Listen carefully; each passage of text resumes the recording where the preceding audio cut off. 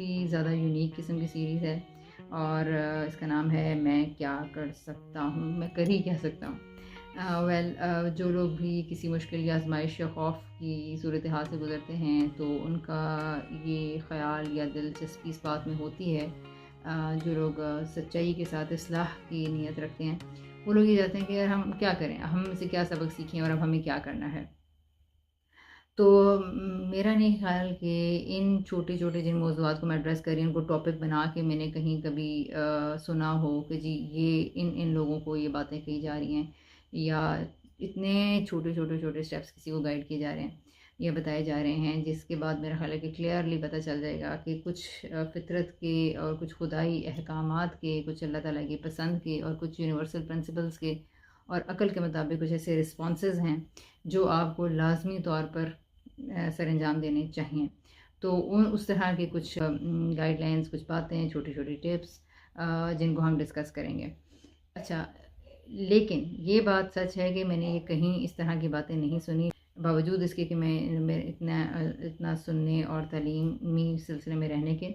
और इसके पीछे पस मंज़र थोड़ा-सा मैं आपको देती चलूँ कि जब भी कोई आप मुआशरे का जायज़ा उठाएँगे, घरों में देखेंगे, ड्राइंग रूम डिस्कशंस देखेंगे, बाज़ारों में देखेंगे, ऑफ़िस की डिस्कशंस देखेंगे, हर जगह एक शिकवा, शिकायत और एक ही बदगुमानी और नेगेटिविटी की फ़िज़ा आपको नज़र आएगी। घरों के अंदर, फैमिलीज़ के अंदर, हर जगह पर वो जी उसके इतने चेहरे हैं, उसकी इतनी बातें हैं, वो तो नुकसान दे दिया, उसने मुझे धोखा दे दिया, बस लोगों के पास चीज़ आ जाए तो कहाँ किसी को अमानतदारी से वापस करते हैं, अब तो उसने ये चीज़ हथियार लिए फ़लाँ है फ़लाँ है। इस तरह के बेशुमार रवैयों को हम हर वक़्त डिस्कस कर रहे होते हैं, लेकिन इसके ऊपर हमें क्या करना है और हम कहाँ-कहाँ वही रवैये कर रहे हैं, ये नहीं पता चलता। So categorically I am addressing these topics और उन चीज़ों को लिया है, जैसे कि पिछली दफ़ा हमने इस टॉपिक पर बात की थी कि अगर आप अपने घर में हेल्पर्स को अपॉइंट कर रहे हैं, अगर आप जिनको आम तौर पर लोग मेड्स कहते हैं, मासियाँ कहते हैं, काम वाली बाजी, काम वाली खाला और इसी तरह काम वाले अंकल, चाचा, बैटमैन, तो ये सारे लोग जिनको हाउस हेल्प लोग होते हैं। तो अगर हमने एक टॉपिक डिस्कस किया था कि अगर आप अपॉइंट कर रहे हैं तो फिर आपको किन-किन बातों का ख़्याल रखना चाहिए, और फिर इसी तरह दूसरा टॉपिक हमने ये डिस्कस किया था कि अगर आप खुद काम करने वाले हैं, हेल्पर हैं, बैटमैन हैं, तो फिर आपको काम पे जाने से पहले या काम पे होने से पहले क्या-क्या चीज़ें लाज़मी तौर पर ख़्याल में रखना है या डिस्कस करना है या आपने उनके ऊपर बात करनी है, और क्या काम है जो, क्या बातें हैं जो आपने नहीं करनी। तो देखते हैं कि उसका क्या फ़ीडबैक आता है, कैसे उस पे हम उसको उन टॉपिक्स पे आपके फ़ीडबैक्स का मुंतज़िर रहूँगी मैं। आज मैंने जिस टॉपिक को चुना है वो बहुत मुश्किल है लेकिन बहुत कॉमन है। उसमें भी आप ये देखेंगे कि सारा जो फ़साद है सोसाइटी का, वो जहाँ से फूटता है वो अगेन एक घर है, और एक घर में ज़ाहिर है कि आप या मियाँ हैं या बीवी हैं या अम्मा हैं या अब्बा हैं, in any case if you are married. तो अगर आप मैरिड हैं तो फिर ज़ाहिर है कि यही आपकी फ़ैमिली है और यही आपका जो रोल है। तो इस सारे में से हम बहुत सारे रोल्स ले सकते थे घर के अंदर से। अगर आप बाप हैं तो आप किन बातों का ख़्याल रखें, अगर माँ हैं। लेकिन आज मैंने जिस टॉपिक को लिया है वो है कि अगर आप एक हस्बैंड हैं तो आपको क्या बातें लाज़मी जाननी चाहिए। देखिए, नेक्स्ट एपिसोड में हम इंशाल्लाह बात करेंगे अगर आप एक वाइफ़ हैं तो फिर आपको क्या-क्या बातें लाज़मी ज़हन में रखनी चाहिए या फिर आपको क्या-क्या बातें सीखनी या समझनी चाहिए। सो ऑफ कोर्स इनके लिए, दोनों के लिए साइड बाय साइड होनी चाहिए, बल्कि हमने एक इस पे डिस्कशन की भी हुई है थिंक डीपली के चैनल के ऊपर, जहाँ पर हस्बैंड एंड वाइफ को अलग-अलग उनकी काउंसलिंग की गाइडलाइंस में उनको डील किया गया है। वेल, आज ये मसला, मैं ये थोड़ा-सा यहाँ पर ये हिस्ट्री बताना चाह रही थी कि ये क्यों मुझे इतना छोटी-छोटी बातों के ऊपर मुझे डिस्कस करने की का ख़्याल कैसे आया। तो इसके बारे में मैं ये कहूँगी कि ये ख़्याल मुझे ऐसे आया कि इतने अच्छे-अच्छे लेक्चर्स, इतनी अच्छी-अच्छी speeches and programmes and podcast सुनने को मिलते हैं, लेकिन उसके और सुन रहे होते हैं, हमारा सारा टाइम, बहुत सारा टाइम तो गुज़र रहा होता है सोशल मीडिया के ऊपर, और अच्छे ड्रामे भी आ रहे हैं कि जो लोग बुक रीडिंग्स करते हैं। तो ये क्या है कि उसके बाद भी अगर आप नोट करें तो जो दूसरे कर रहे होते हैं या जिनको पॉइंट आउट कर रहे होते हैं, खुद वही बिहेवियर्स रेप्लिकेट कर रहे होते हैं। तो ऐसे लगता है कि लोग रिलेट नहीं कर पाते कि वहाँ जो बुराई हुई है वो इस वक्त मेरे अंदर कहाँ कैसे हो रही है। तो अब हमने उनको नाम दे दिया है कि अगर ये बिहेवियर्स कहीं भी देखें और ये बिहेवियर्स अगर आपके अंदर हैं तो आपने इनको ख़त्म करना है। वेल, तो ये बात थी कि हम जब लेक्चर से फ़ायदा क्यों नहीं उठा पाते, हम कुरान की तिलावत से फ़ायदा क्यों नहीं उठा पाते, हम नमाज और रोज़ा और इबादत और दर्स जैसी चीज़ों से फ़ायदा क्यों नहीं उठा पाते, क्यों हमारी सोसाइटी की मुनाफ़त नहीं ख़त्म हो रही, क्यों प्रॉब्लम्स नहीं ख़त्म होकर दे रहे हैं। एंड प्रॉब्लम इज़ कि हमारी वो जो इन्फर करने की सलाहियत है ना, हम चीज़ों को वहाँ रख के तो बुरा और अच्छा कहते हैं, लेकिन वो चीज़ें यहाँ हमारे अंदर नहीं आ पाती हैं। सो इस मसले के लिए कि इतनी पुअर इन्फ्लुएंस अब हमारी सोसाइटी में हो चुकी है, तो अब क्या करें।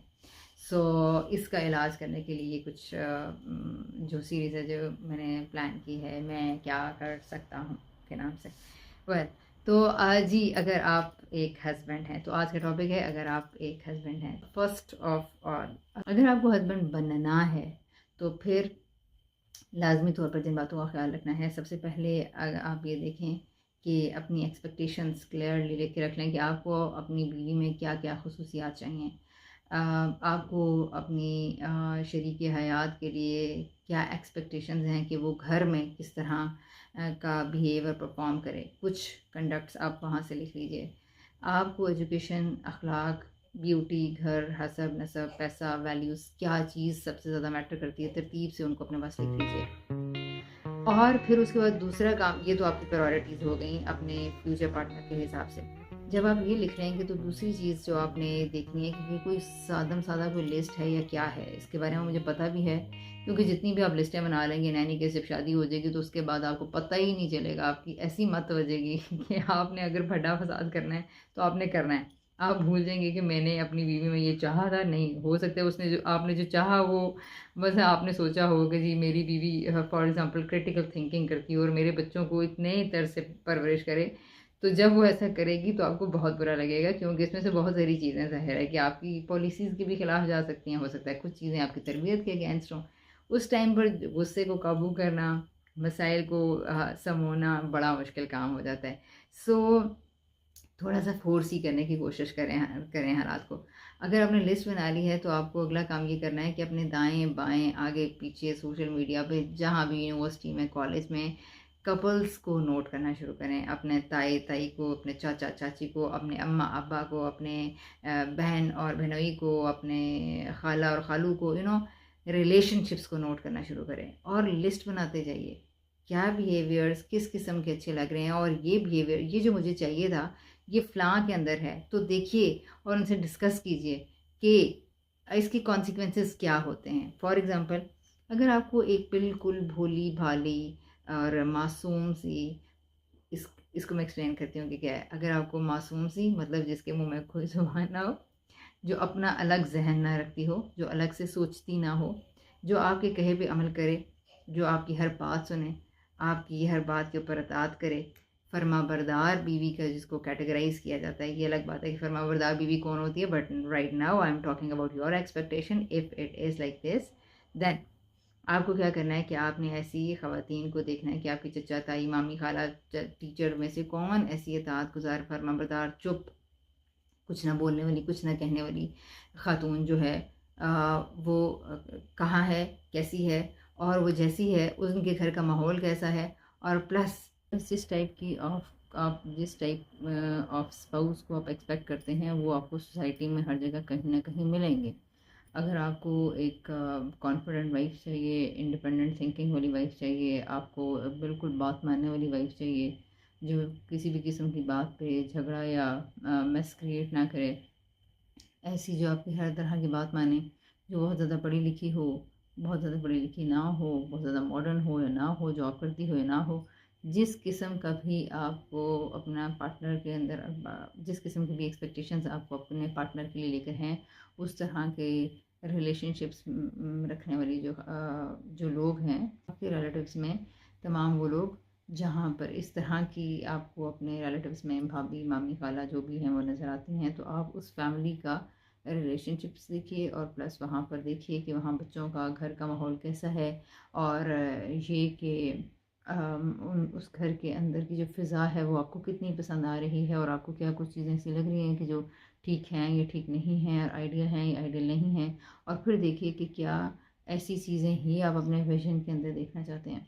सो ऑफ कोर्स इसमें बेहतर क्या है, बेहतर क्या नहीं है, ये एक अलग डिबेट है जिसको कि बाद में होना चाहिए, लेकिन एटलीस्ट ये काम कि आपको जो भी अपना शरीक हयात चाहिए, आप उसके हवाले से अपनी एस्पिरेशंस, अपनी विजन को नोट करें, उसको सोसाइटी में जगह जगह देखना शुरू करें, उस तरह का लाइफ पार्टनर रखने के कॉन्सिक्वेंसेस क्या हो सकते हैं वो आपके जहन में होने चाहिए।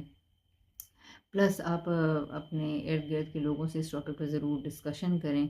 और तीसरी चीज़, अगर आप देखें कि आपको जिस तरह का भी स्पाउस चाहिए, आप अपने आप को उनके साथ डीलिंग करते हुए मुख्तलिफ सिचुएशन को जब आप नोट करेंगे घरों में, तो उस जगह पे अपने आप को रख के देखिए कि अगर आप होंगे तो सिचुएशन पे क्या रिएक्ट करेंगे, या क्या आपके ख्याल में बात ठीक है, आपके अंदर क्या बात समझ में आती है कि क्या बात ठीक है। बाज़ औक़ात ये प्रैक्टिस करने का मकसद ये है कि जब ये चीज़ नज़र आती है आपको किसी दूसरी जगह पर, तो आप इस काबिल होते हैं कि इमोशन से अलग होकर कोई बेहतर डिसीजन ले सकें या फ़ैसला कर सकें। जब आप सिचुएशन के अंदर होते हैं तो बहुत मुश्किल हो जाता है हक़ाइक़ को देखना या समझना।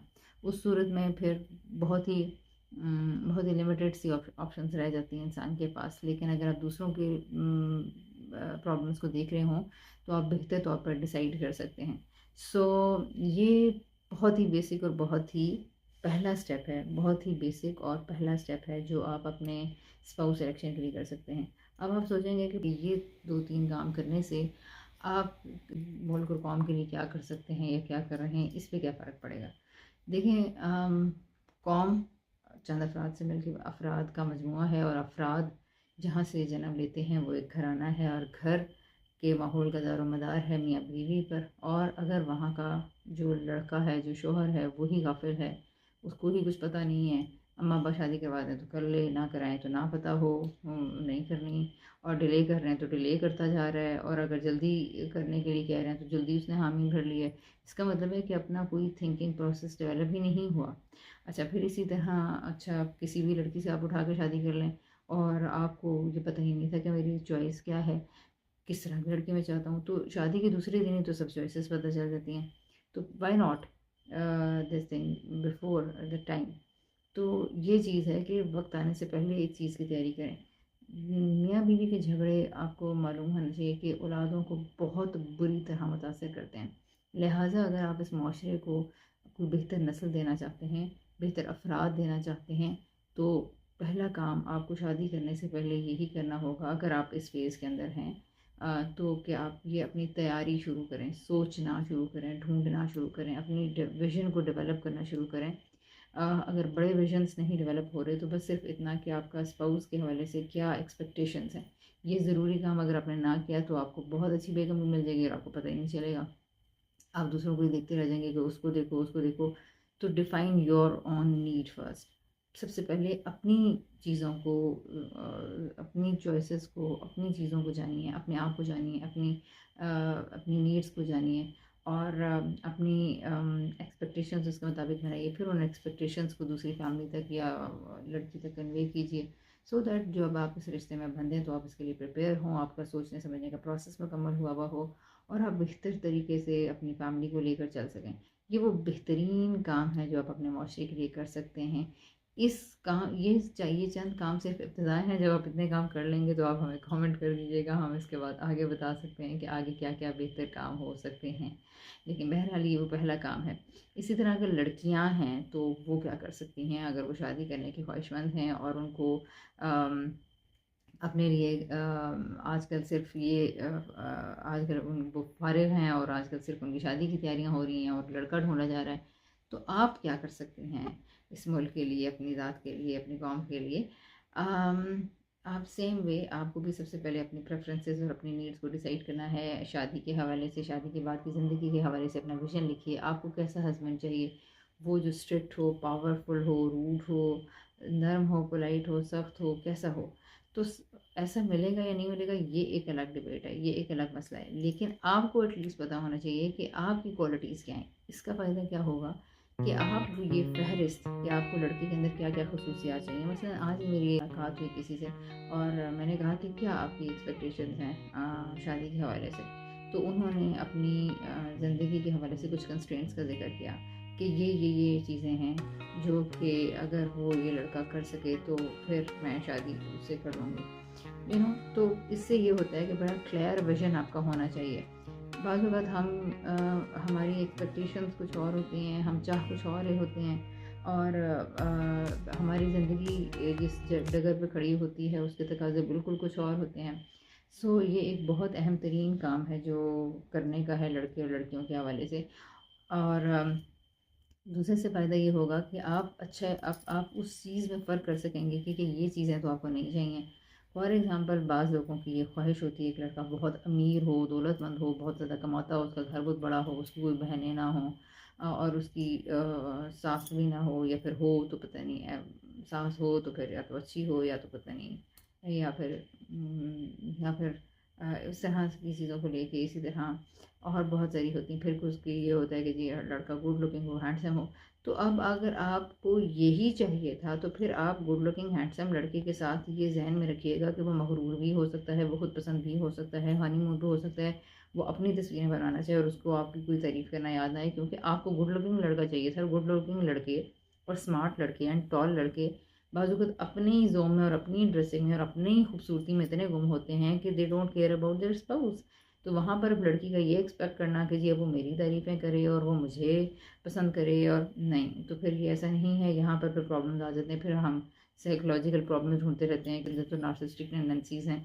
तो उस टाइम पे फिर फ़ायदा नहीं होगा, क्योंकि वो जब गले शादी पड़ जाती है तो फिर उसको संभालना बड़ा मुश्किल काम हो जाता है। तो बेहतर ये है कि आप भी जिस किस्म का लड़का अपने लिए एक्सपेक्ट करती हैं उसके भी कॉन्सिक्वेंसेस को सहन में रखें। ये मैंने लड़कों को भी टिप दी थी। लड़कों को भी मैंने यही काम करने के लिए कहा था कि जिस तरह की लड़की चाहिए उसके कॉन्सिक्वेंसेस जाके देखिए, और सोसाइटी में ढूंढिए कि जहाँ ऐसी लड़कियाँ या आपकी पसंद के जैसे लड़के हैं तो वो जो जहाँ जहाँ पाए जाते हैं, तो वहाँ पर उन लड़के और लड़कियों में या मियाँ बीवी में क्या क्या प्रॉब्लम्स होते हैं, उन प्रॉब्लम्स को एनालाइज कीजिए और देखिए कि क्या इन प्रॉब्लम्स का बोझ आप उठा सकते हैं। यहाँ से आपको ये भी पता चल जाएगा कि अब मेरे विजन में शायद कोई गलती थी या नहीं थी, और गलती होगी तो आपको सुधारने का मौका मिलेगा। बहरहाल ये सोचने का काम है जो आपको सबसे पहले करना है। इससे आपकी अपनी बहुत सारी सेल्फ अवेयरनेस बढ़ेगी, बहुत सारी कम्युनिकेशन की प्रॉब्लम्स हल होंगी, आप अपने पेरेंट्स को अच्छे से कन्वे कर सकेंगे, आप अपने लॉज को अच्छे से कन्वे कर सकेंगे कि भाई जी हमें तो ऐसा, लॉ से मुराद जो आने वाले लोग हैं उनको अच्छे से बता सकेंगे। ये कुछ अहम करने के काम हैं। फिर इसी तरह अगर आपको एक बहुत ही वर्कहॉलिक और एम्बिशियस किस्म का आदमी चाहिए तो ये जहन में रखिए कि वो रात को 12 बजे आएगा या 11 बजे आएगा, और फिर बहुत सारा टाइम आपका अकेले गुजरेगा। फैमिली टाइम हो सकता है ज़्यादा ना हो, बच्चों को आपको अकेले रेज़ करना पड़े, वो बहुत ज़्यादा टाइम हो सकता है आपके बच्चों को भी ना दे। और एम्बिशियस वो होगा, कामयाब वो हो जाएगा, लेकिन हो सकता है कि आप लोगों को बहुत सारा सफ़र करना पड़े। तो जो पेरेंट्स एक बहुत ही कामयाब, स्ट्रगलिंग और सेटल्ड लड़के की तलाश में होते हैं, तो उसके साथ पैकेज में ये हिस्सा होता है कि वो बहुत सारा टाइम घर से बाहर ही होता है, और बाज़ वक़्त बीवी बस रास्ते ही देखती रहती है और इंतज़ार ही करती रहती है, तो तन्हाई के लिए फिर तैयार रही है। इसी तरह और भी बहुत सारी चीज़ें हैं, मल्टीपल केसेस हो सकते हैं, और इसमें किसी भी चीज़ से हवाले से या किसी ख़ास टाइप ऑफ लड़का या लड़की के हवाले से इंफॉर्मेशन चाहिए हो तो आप कमेंट कर सकते हैं, ताकि उस तरह के लोगों के ऊपर बहस की डिस्कशन की जा सके। तीसरी चीज़ जो आप कर सकते हैं, अपने आप को इमेजिन कीजिए जहाँ पर आपको इस तरह के रूल्स में, इस तरह के रिलेशनशिप में जो लोग नज़र आ रहे हैं, वहाँ पर अपने रिलेटिव्स में गौर व फिक्र कीजिए और देखिए कि उनको किस किस्म के प्रॉब्लम फेस करने पड़े। एंड जस्ट इमेजिन कि अगर आप इस सिचुएशन में होती तो क्या करती हैं। अगर आपको ऐसा हस्बैंड या ऐसा लड़का इस किस्म की क्वालिटीज़ वाला चाहिए तो आप उन्हें कैसे डील करेंगे। ये एक अच्छी प्रैक्टिस है जिसमें है कि आप अपनी बहुत सारी इमोशनल रेगुलेशन भी कर सकते हैं, और आप अपने विजन को बेहतर करने के लिए भी बहुत सारा काम कर सकते हैं। फोर्थली मैं आपको यही कहूँगी कि अच्छे लोगों से, अहले इल्म से उठते बैठते डिस्कशन कीजिए, अच्छे उस्तादों से उनके ओपिनियंस लीजिए और देखिए कि ज़िंदगी के लिए आखिर किस किस्म का स्पाउस होना चाहिए, और रियलिस्टिक ओपिनियंस और एक्सपेक्टेशंस कायम करना शुरू कीजिए। बहुत ही ज़्यादा आर्टिफिशियल या बहुत ही ज़्यादा नेचुरल एक्सपेक्टेशंस आजकल हमने जो पाल ली हैं, रियल लाइफ से बिल्कुल कटी हुई, अपने घर के हालात का कोई अंदाज़ा नहीं है, अपने बारे में कुछ पता नहीं है, लेकिन आपने जिस तरह की ज़िंदगियों के और जिस तरह के लड़कों के बारे में एक्सपेक्टेशंस पाल ली हैं, ये ड्रामों में जो देख देख के रोमांस दिमाग ख़राब हुआ हुआ है। और फिर ये नहीं पता चलता कि वो रोमांस आपको हर जगह मिल जाएगा शादी से पहले कुछ अरसे तक या शादी के भी एक आध महीने तक, लेकिन उसके बाद ज़िंदगी, रियल लाइफ मुँह चिढ़ाए आपके सामने खड़ी होगी, जिसको आपको रोज़ बरोज़ फेस करना होगा। जितना भी ज़्यादा आप रोमांस और रोमांटिक टाइम गुजार लेंगे, you have to face the realities of the married life, और उसके कुछ अपने ही फ़ायदे और नुकसानात हैं। और जो कोई भी इन रियलिटीज़ को एक्सेप्ट नहीं करता तो उसको बहरहाल बहुत सारी मुश्किलात से गुजरना पड़ता है। फिर लड़कियां रोती धोती रहती हैं और फिर बहुत सारे प्रॉब्लम्स हो जाते हैं, लड़कों को समझ में नहीं आती इनको प्रॉब्लम क्या हो गई है। So girls be realistic and please अपनी माहौल और माशरे के अंदर रहते हुए, अपने माशरे का जायज़ा लेते हुए एक्सपेक्टेशंस कायम कीजिए, और प्लस अपने आप को इतना बेहतर और स्ट्रॉन्ग कीजिए। अपनी सेल्फ इस्टीम के ऊपर काम कीजिए, अपनी फीलिंग्स को पहचानने के ऊपर काम कीजिए, अपनी फीलिंग्स को कन्वे करने की प्रैक्टिस करना शुरू कीजिए। और ये जो फेमिनिज़्म और पैट्रियार्की और मिसोजिनी है, ये इंडो पाक के अंदर इन डायनामिक्स को समझने की कोशिश कीजिए, इनके इलाज क्या हो सकते हैं उनको समझने की कोशिश कीजिए, थोड़ा सा अपने आप को एजुकेशन में इन्वॉल्व कीजिए, सो दैट आपको ये पता चल सके कि माशरा कहाँ खड़ा है। एंड सेम वे मैं लड़कों को ये कहूँगी कि आप लोगों को फेमिनिज़म को क्रिटिसाइज़ तो करना आता है, but what the preparation you have done to deal with the feminism, क्या है फेमिनिज़म, क्यों उभरी, इस्तेहसाल जब किसी चीज़ का होता है तो कोई इज़्म वजूद में आता है। लिहाजा आप लोगों को भी बहुत ज़्यादा इस मामले में एजुकेट होने की ज़रूरत है। प्लीज़ ट्राई टू अंडरस्टैंड कि ये फेमिनिज़म का लेबल लगाना बहुत आसान है, लेकिन फेमिनिज़म जिन चीज़ों के बारे में बात करता है, या फेमिनिज़म को हटा दीजिए, महज पेट्रियार्कल सोसाइटी के अंदर जिस तरह से फेवर्स लड़कों को मिलते चले आ रहे हैं बचपन से, उनको ये समझना कि वो मिले हैं, ये बहुत सारे लोग, बहुत सारे मर्द एक्सेप्ट ही नहीं कर पा रहे हैं कि जी उनको कोई फेवर मिले हैं। जबकि अगर आप गहराई में उतर के जायज़ा लेना शुरू करें तो जब एक लड़की को लड़का, बच्चे और बच्ची इकट्ठे भरे हुए होते हैं, तो 10 साल की उम्र में, 11 साल की उम्र में लड़की को घर में रोक लिया जाता है, लड़का बाहर निकलता रहता है। वो बच्चियों में से वो बच्चियाँ जो बाहर खेलना चाहती हैं, उनके ऊपर क्या गुजरती है, कभी आपने सोचा? फिर अगर 8 साल का लड़का और 7 साल की 13 साल की लड़की को अगर बार बार ये कहा जाएगा अपने साथ भाई को लेकर जाओ, ठीक है, जबकि 13 साल का लड़का अकेला भी जा रहा है, या आपको 4 साल के भाई को कहा जा रहा है कि साथ लेके जाओ 13 साल की बच्ची को, तो ये क्या है? ये क्या है? आखिर उतना छोटा बच्चा उस लड़की की कैसे हिफाजत करेगा? ये आपके जहन में ये खन्नास भर दिया गया है हमारी पूरी सोसाइटी के अंदर कि तुम कमज़ोर हो। लड़की को, बच्ची को शुरू से ये बताना तुम कमज़ोर हो, तुम सोसाइटी का मुकाबला नहीं कर सकती, और तुम अपना दिफा नहीं कर सकती, जिसकी वजह से वो वीक होती चली जाती हैं। इमोशनल रेगुलेशन उनकी ज़ीरो होती है, अपने आप को समझ में नहीं पाती हैं, वो हमेशा से अपने आप को कमज़ोर समझती हैं। लिहाजा जब भी उनके साथ कोई बुरा पहला सलूक होता है, यहाँ तक कि अब्यूज़, डोमेस्टिक वायलेंस कुछ भी हो जाए, वो यही समझती हैं कि हम यही डिज़र्व करते हैं और हम वीक हैं, और बाकी हम इस बारे में कुछ भी नहीं कर सकते। इसीलिए मैंने आपको ये मशवरा दिया है कि प्लीज़ अपने आप को अंडरस्टैंड कीजिए, सोसाइटी की डायनामिक्स को समझिए। ये फेमिनिज़म और पैट्रियार्की आजकल के हॉट इश्यूज़ हैं, लिहाजा इनको सिर्फ तनकीद की नज़र से नहीं देखें, इनको स्टडी कीजिए, इनके बारे में जानना शुरू कीजिए, और इनके इलाजों पे देखिए कि अगर इनके बुरे नुकसान से बचने तो हम क्या कर सकते हैं। होपफुली इन चीज़ों को अपनाने से आप बहुत सारी ऐसी चीज़ें कर पाएंगे जिसके बाद कि आप वो शख्स बनना शुरू होंगे जो इस सोसाइटी को ज़रूरत है, जो हमारे माशरे को ज़रूरत है, जो हमारी कौम को ज़रूरत है। ये सारी प्रैक्टिसेस ना सिर्फ आप और एम्पावर्ड इंसान बनाएंगी, बल्कि ये आपकी नस्लों के लिए, आपके स्पाउस के लिए, आपके घराने के लिए, आपकी सोसाइटी के लिए भी बहुत ज़्यादा बेनिफिशियल होना शुरू होंगे। आप इन छोटे छोटे स्टेप्स को अपना कर जो देखिए, तो आप ये देखिए कि जो खिदमत आप अपने लिए कर रहे हैं वो आहिस्ता आहिस्ता पूरी सोसाइटी की होना शुरू हो जाएगी। आप अपने लिए नहीं, दूसरों के लिए भी एक बेहतरीन रोल मॉडल भी बनना शुरू होंगे, या बेहतरीन एक अच्छे फहम फरासत रखने वाले इंसान की वाली के इंसानों की खसूसियात आप अंदर उभरने शुरू होंगी। तो आज के लिए इतना ही। मैं क्या कर सकता हूँ, मैं आप ये सारे स्टेप्स कर सकते हैं, और अल्लाह ताला आप लोगों को बहुत अच्छा जीवन साथी अता करें।